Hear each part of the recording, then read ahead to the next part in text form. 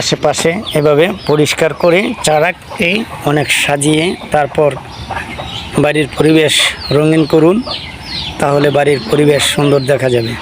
এই যে আমাদের বাড়ির আঙিনায় আমরা এগুলি লাগাইতেছি ফুলের চারাগুলো। এই যে এটা দেখেন পরিষ্কার না, এটাকে পরিষ্কার করে আমরা এই যে এটার মতো রং করব, তারপর গাছে একটা রঙিন ভাব আসবে। আসুন আমরা বাড়ি ঘরের পরিবেশ পরিষ্কার পরিচ্ছন্ন রাখি।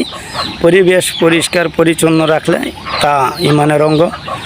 আসুন আমরা পরিবেশ ভালো রাখি, বাড়ি ঘরের পরিবেশ স্বাচ্ছন্দ্য করি, তাহলে আমাদের বাড়িটা অনেক ভালো দেখা যাবে, অনেক পরিবেশ সুন্দর হবে। দেখুন আমাদের এই যে পরিবেশগুলো অনেক সুন্দর, কিন্তু এটা কিন্তু আমাদের বাড়ি, ঠিক আছে।